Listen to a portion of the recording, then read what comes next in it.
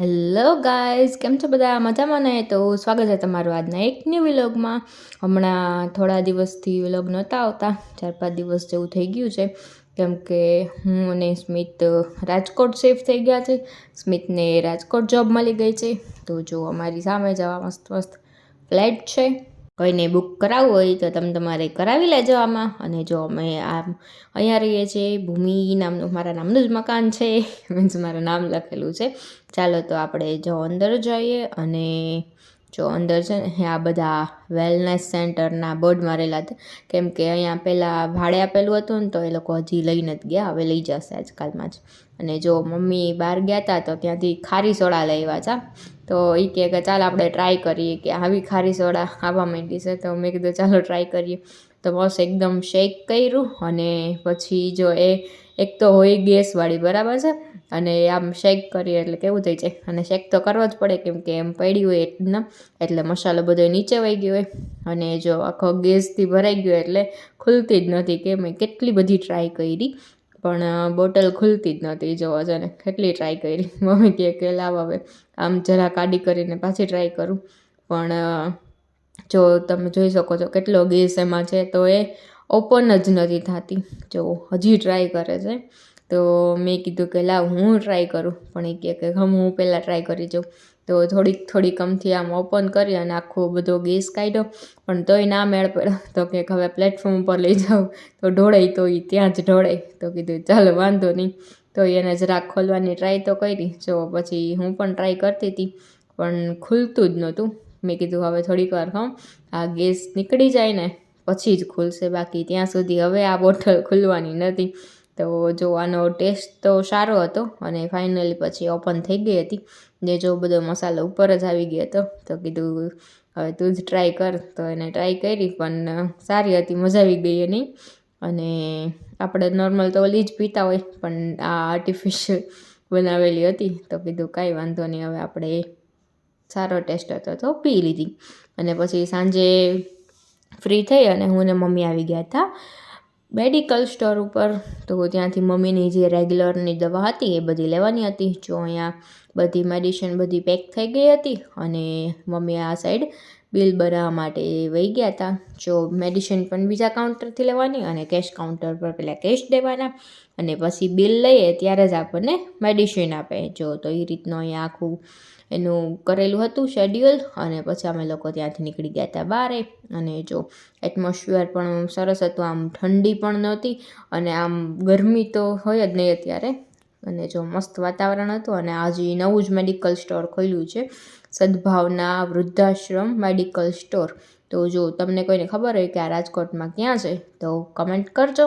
અને પછી જો અમે લોકો બધું શાકભાજી લઈને પણ આવી ગયા હતા, પાલક ને કોથમીર ને મરચાં. જો આજે આપણે પ્રોગ્રામ હતો પુડલા બનાવવાનો, વેજીટેબલ. જો તો મસ્ત એકદમ બધું શોપિંગ કરી લીધું છે.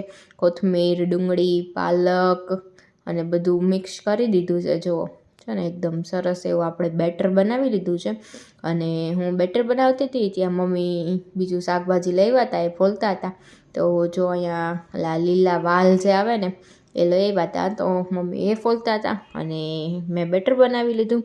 તો પછી અમે લોકોએ જમી કરી અને પછી અમે લોકો બધા નીકળી ગયા હતા બહારે. હું ને સ્મિત પણ ઓફિસેથી આવી ગયા હતા. તો કીધું ચાલો ચક્કર મારી આવી. અને જો આ મસ્ત બધી મોટી મોટી બિલ્ડિંગ્સ હતી. અને જો આનું આમ સ્ટ્રક્ચર સારું એવું જો બનાવેલું છે, અંદર મસ્ત એવું આમ ટીંગાડેલું પણ છે. ને શું કહેવાય, કંઈક તો કહેવાય, હું નામ ભૂલી ગઈ. ચાલો તો અમે યાર પછી આવી ગયા હતા સ્કેચર્સમાં. તો સ્કેચર્સમાં અત્યારે ઓફર ચાલે છે, અપ ટુ 60% અને 50% જેવી ઓફર છે. અને જો અહીંયા સારું એવું કલેક્શન હતું.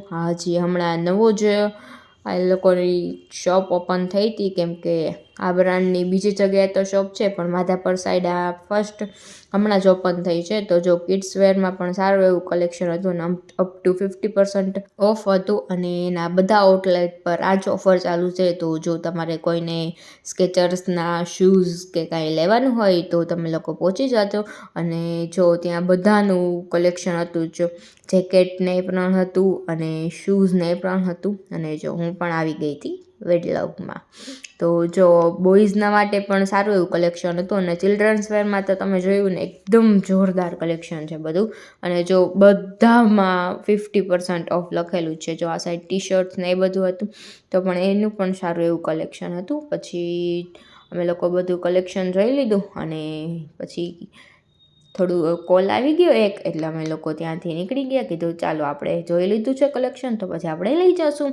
તો જો આ સ્કેચર્સનો નવો એવો શોરૂમ બન્યો છે. તમે લોકો રાજકોટમાં રહેતા હોય તો માધાપર પાસે જ બનાવેલો છે, જ્યાં આપણે મેકડી ઓપન થયું છે ને ત્યાં જ. તો પછી અમે લોકો નીકળી ગયા હતા ત્યાંથી, કેમ કે કોલ આવી ગયા તો દીસુને એનો.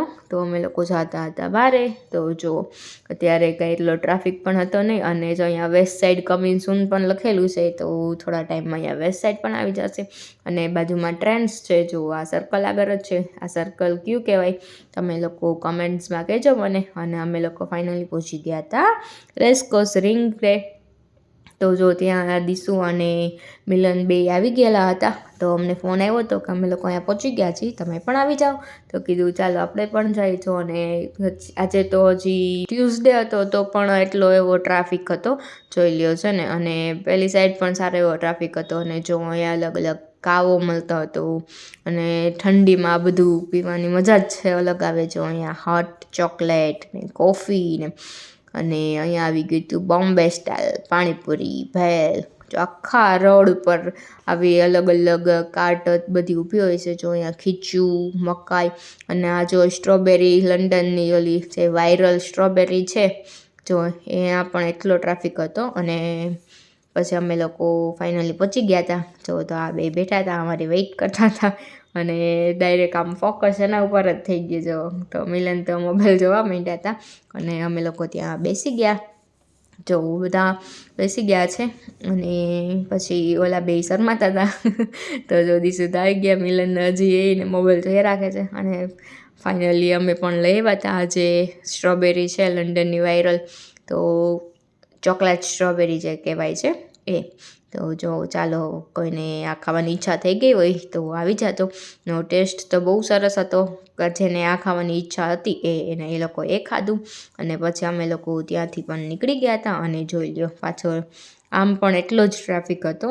તો ચાલો કીધું આપણે અંદર જે બાલભવનવાળું જે એરિયા છે ત્યાં જઈએ. તો અમે લોકો અંદર આવી ગયા હતા. અને અહીંયા તમે જોઈ લો આમ આખી સ્ટ્રીટ માર્કેટ થઈ ગઈ છે. અહીંયા અલગ અલગ જાતનું ઘણી વેરાયટી મળે છે જો. અને ટ્રાફિક પણ સારો એવો હતો. તો તમે લોકો જોઈ શકો છો. જો અહીંયા અલગ અલગ જાતનું ફૂડ બધું મળતું હતું.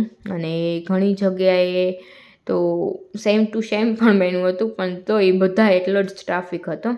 અને જોઈ લો આ એક પ્લેસ હતી ને ત્યાં તમે ટ્રાફિક જોઈ લો.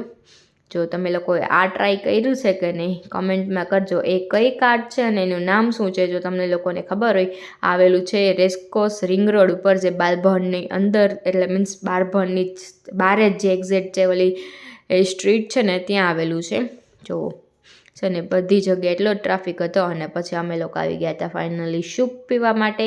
તો જેને ચોકલેટ નથી ખાધી, ચોકલેટ સ્ટ્રોબેરી, એ લોકો સૂપ પીવા આવી ગયા હતા. અને જો અહીંયા સ્મિતને હું બે ઓર્ડર આપતા હતા. તો ડિસ્કસ ચાલતું હતું કે શું કહેવાનું છે. અને ફાઇનલી અમારું સૂપ આવી ગયું હતું કઠોળવાળું, કંઈક મંચાવ કઠોળ એ ટાઈપનું સૂપ હતું, કંઈક અલગ જ હતું.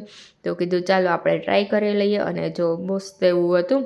અને જો અહીંયા બે પણ ટેસ્ટ કરતા હતા અને સૂપનો ટેસ્ટ પણ બહુ સારો હતો. ચાલો તો હવે જઈએ ઘરે. અને જો તમને આજનો વિલોગ ગમ્યો હોય તો ચેનલને લાઇક, શેર અને સબસ્ક્રાઈબ કરવાનું ભૂલતા નહીં. Thank you for watching.